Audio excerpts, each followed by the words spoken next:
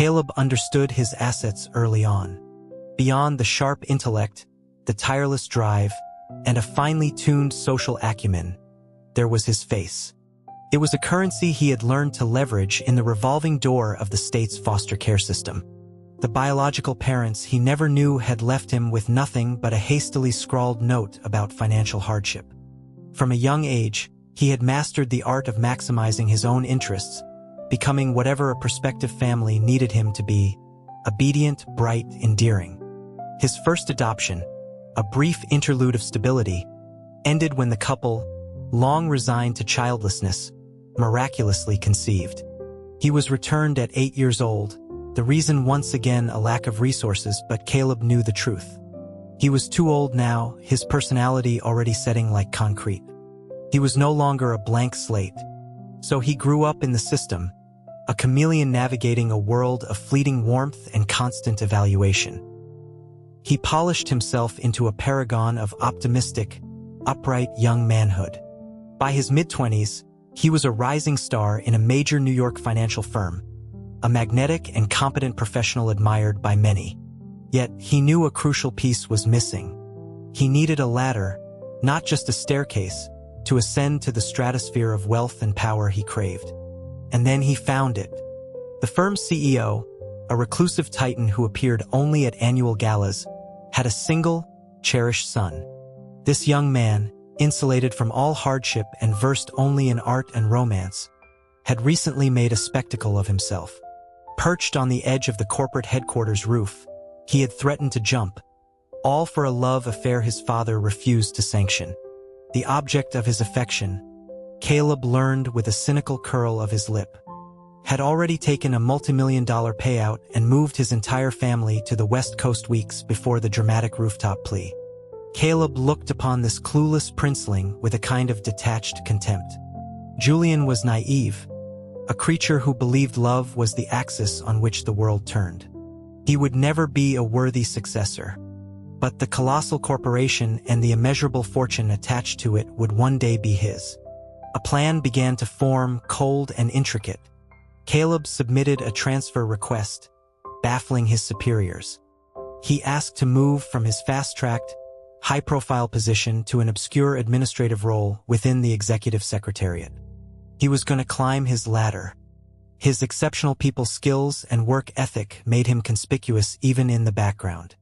He quickly earned the trust of his new colleagues and was soon being mentored by the CEO's own executive assistant. Everyone saw a young man of immense potential and humility. Caleb saw the board being set. The CEO, Mr. Davenport, began to see him as a steadying, discreet influence. He asked Caleb to tutor his aimless, heartbroken son in literature, a subject Julian was supposedly passionate about.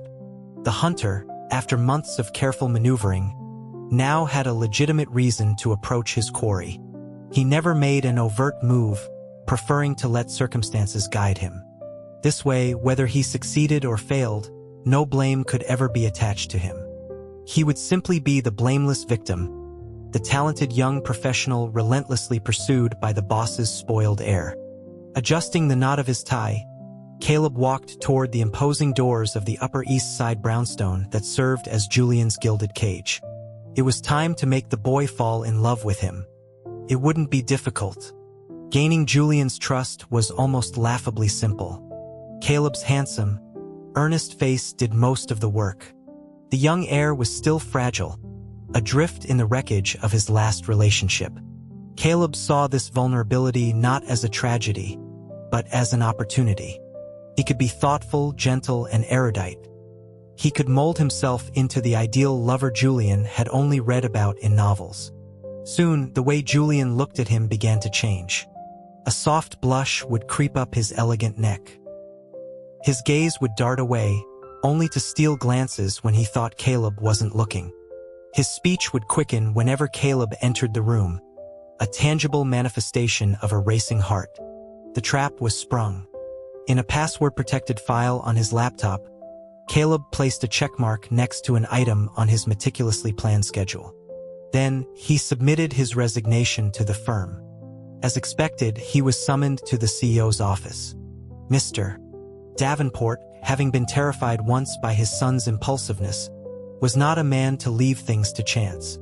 He monitored every aspect of Julian's life, and that now included the literature tutor who visited 3 times a week. The CEO asked if there was a particular reason for his departure. Caleb, with a humble smile, insisted there was not. He didn't need to explain anything. He knew someone else would plead his case for him. Julian, true to form, caused an uproar. He accused his domineering father of capriciously firing an exemplary employee. He stormed into the office, his voice trembling with righteous indignation, declaring that Caleb couldn't possibly have quit on his own. He had been doing so well, Julian argued, and had even spoken of saving for a down payment on a small apartment. He shouted that his father had already driven one person away, and now he was hurting someone innocent. Julian's passion was pure, transparent.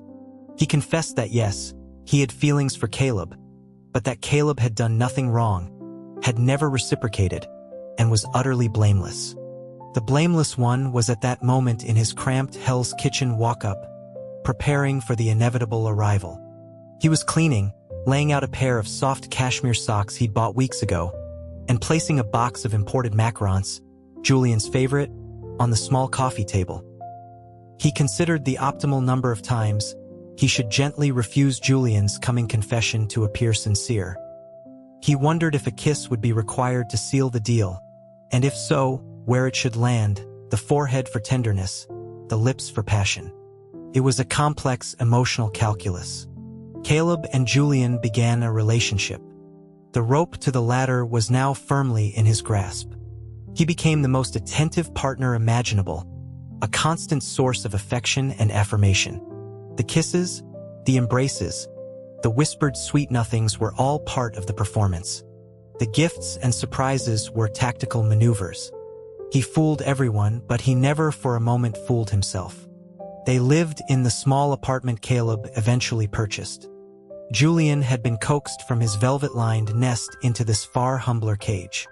Caleb forbade him from doing any housework, murmuring endless words of adoration. He would kiss Julian's fine-boned cheeks and tell him this was their home, a sanctuary built on love, not money. He took a similar job at a new firm, knowing full well no one would dare to blackball him. In fact, he suspected his future father-in-law would discreetly aid his career as a way of testing his mettle.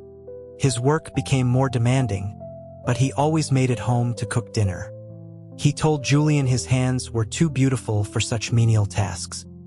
He would lament his current inability to provide a life of complete leisure but promised he could at least keep him well-fed. As he said this, he would kiss the tips of Julian's slender fingers, a gesture of profound tenderness. His real motivation was simpler. He could no longer stomach praising the burnt offerings Julian produced. Besides, Julian wasn't meant for domestic chores. He was the golden key to Caleb's future, an exquisite ornament to be kept safe and polished at home. Julian was even more guileless than Caleb had anticipated. Having never known a day of genuine hardship, he threw himself into their frugal life for over 2 years, meticulously budgeting and finding joy in their shared struggle. It reached a point where Caleb himself had to subtly hint at their financial strain, expecting Julian to finally run to his father for help. Instead, Julian secretly got a job, working shifts at a trendy Soho coffee shop, enduring the condescension of customers and managers for a meager paycheck. Caleb was furious. Why should his golden key, the instrument of his ascent, be subjected to such indignities by others? It was one thing for him to carefully manage and possess Julian, but for others to treat him with casual disrespect was intolerable. The incident forced him to reevaluate his timeline. His plan had always been to leverage the relationship for career advancement, securing his position before any potential fallout. They were together, and Julian's father was already softening. There was no need to prolong the charade of poverty. He acted, and as expected, Mr. Davenport, desperate for his son's happiness, finally consented to their marriage. Everything proceeded according to his design. The CEO demanded Caleb sign a prenuptial agreement. If he ever wronged Julian, he would leave with nothing. Caleb found this perfectly reasonable. He never expected the old man to trust him. A person without flaws, after all, is a person who is hiding something terrifying. Against such a man, Mr. Davenport's sheltered son stood no chance. Unexpectedly, it was Julian who protested. He refused to accept the prenup. He told his father he believed Caleb's love was real, and if he was wrong, he would accept the consequences. Caleb, playing his part, was moved to tears. He couldn't believe someone could be so easily deceived. He signed the agreement anyway. Julian's father was not a fool, and Caleb was not so short-sighted as to reveal his avarice at this crucial stage. Julian, overwhelmed with emotion, promptly handed over control of his personal trust fund to Caleb. He then added that his father had taken out a life insurance policy on him, worth nearly $100 million, and that he was changing the beneficiary to Caleb. For a moment, Caleb was genuinely speechless. He asked Julian if he wasn't afraid he might have ulterior motives. Julian just smiled and rested his head on Caleb's shoulder, exposing his slender neck as if to a loaded gun. He said that besides his father, Caleb was the person who loved him most in the world, and the person he loved most in return. Behind his smiling mask, Caleb's brow furrowed. But the love, all of it, was a fabrication. The wedding was a lavish affair. Julian was ecstatic, finally marrying for love. He wept with joy, looking ethereal and delicate. Caleb stood beside him, gently wiping away the tears and kissing his eyelids, murmuring for him not to cry. Julian whispered how much he loved him, his tears like crystals on the lapel of Caleb's tuxedo. Caleb patted his soft hair. He was finally, securely on the ladder. Once he reached the top, he could cast aside the man in his arms. He could start a new life then, a real one with a real family. As he thought this, his arms tightened around Julian. Julian knew nothing of this. He had always been sheltered, preferring painting and design to his father's world of commerce. When his father tried again to integrate him into the company, Julian refused, pushing Caleb forward instead. He reasoned that it was all the same since what was his would eventually be Caleb's anyway. He laughed, burying his face in Caleb's chest, unaware that he had just personally escorted the wolf into the fold. Slowly, over the next 8 years, the power structure of the Davenport empire began to shift. By the time the old man realized what was happening, it was too late. He had never shared his son's romantic illusions. He saw Caleb for the predator he was and feared that if he were to die, he would be leaving his son to a future fraught with peril. Yet, for 8 years, Caleb's devotion to Julian had been flawless. But for a beast of prey, what were 8 years of patient waiting? Now in his 30s, Caleb's success had far outstripped even his own ambitious projections. He had established his own ventures, no longer merely a high-level executive in the Davenport conglomerate. He could afford penthouses with 9-figure price tags. Still, he came home every night. When work kept him late, Julian would come to the office, a quiet, beautiful presence in the corner of his sprawling office. His executive assistant knew to book 2 tickets for every business trip. In 8 years, the longest they had been apart was 2 days. That was the time Julian, left to his own devices, had indulged in street food he was forbidden to eat and developed a severe case of gastritis. He hadn't called, not wanting to worry him. Caleb had abandoned a critical meeting and chartered a flight back to New York. It was the first time he had ever been truly angry with Julian, giving him the silent treatment for 2 full days. After that, it was as if he'd tied Julian's wings to his own belt. Years of being cherished had preserved Julian. He looked no older than a college student, his eyes holding a soft, untroubled innocence. He never seemed insecure about Caleb's soaring success or questioned his fidelity. When one of Julian's friends was swindled by a lover from a poor background, the friend urged him to be cautious. He was warned that his own husband might be harboring similar calculations. Julian had bristled, forbidding any bad talk about Caleb. The friend suggested testing him, perhaps hiring someone young and beautiful to try and seduce him. Julian had simply smiled. He said he would never doubt or test him because it was Caleb's good fortune to have met and fallen in love with him. Whether Caleb chose to cherish that fortune was his own affair. All Julian needed to do was be himself. A person like him, he believed, deserved the very best kind of love. Caleb had started to notice overtures from others. But because he and Julian were inseparable, they amounted to little more than flirtatious text messages, all of which he deleted without a second thought. Early in their marriage, as a show of faith, Caleb had linked their cell phone accounts so Julian could see all his calls and messages. He had never bothered to change it. Yet, when these new messages arrived, Julian acted as if he hadn't seen a thing. Caleb finally asked him about it. Julian, pulling a tray of freshly baked cronets from the oven, laughed and said he had disabled that feature years ago. He explained that Caleb deserved his privacy, and besides, the constant notifications from work messages were annoying. Caleb asked when he'd done it. Julian thought for a moment and said it was probably not long after they were married. He offered Caleb a pastry, asking if the new batch with the raspberry filling was better. Caleb took a bite, the sweetness flooding his mouth, but a strange feeling lingered. As Julian saw it, what was the point of monitoring a phone? If someone truly wanted to be unfaithful, they would simply get a new one. He leaned in and stole a kiss. Caleb was peeling grapes for Julian one afternoon when it struck him. He had achieved everything. The original plan was complete. He could, in theory, walk away now. He could file for divorce, a vastly wealthy and powerful man, free to live the life he had always envisioned. Julian, noticing his pause, asked if the grapes were ready. Caleb returned to the present, placing a peeled grape in Julian's mouth. Julian playfully licked his fingertip. Caleb laughed and began to tickle him, the two of them collapsing onto the sofa. The thought of divorce was pushed aside. There was no hurry. When Julian's friend was left heartbroken, Caleb learned the details. The man had dated the wealthy woman for 3 years, draining her finances before disappearing. It was a crude, amateurish effort compared to Caleb's masterwork. He now had inexhaustible funds, status, and a flawless public persona. Julian, worried about his friend, decided to stay with them for a few days. Caleb readily agreed. This was it. The time to finally cash out. He no longer needed a single cent of the Davenport fortune. A divorce meant freedom. No more constant attendance.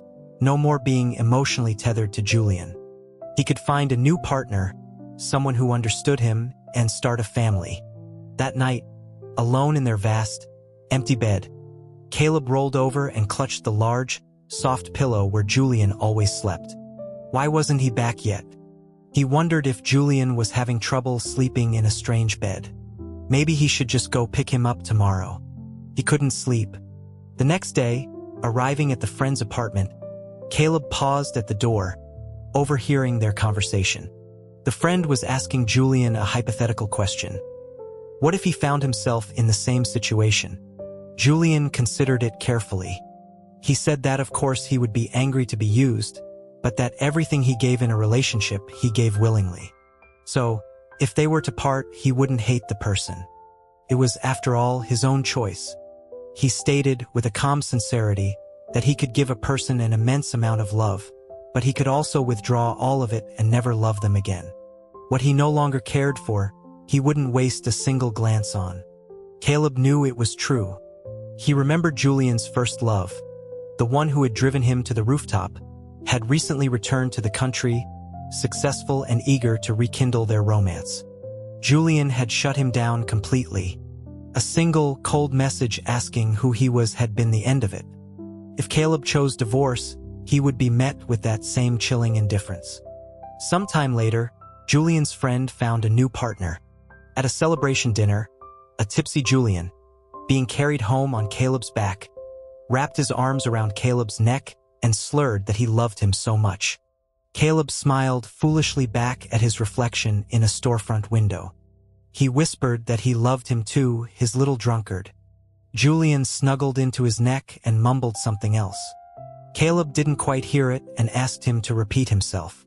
Julian's tone turned playful and proud. He announced that he was Caleb's great lucky star, and Caleb had to cherish him for a lifetime. Caleb laughed and agreed. Yes, yes, his lucky star. He would cherish him forever. As for divorce, if Julian flew away, who would bring him back? Caleb would have to be insane. He wasn't letting go.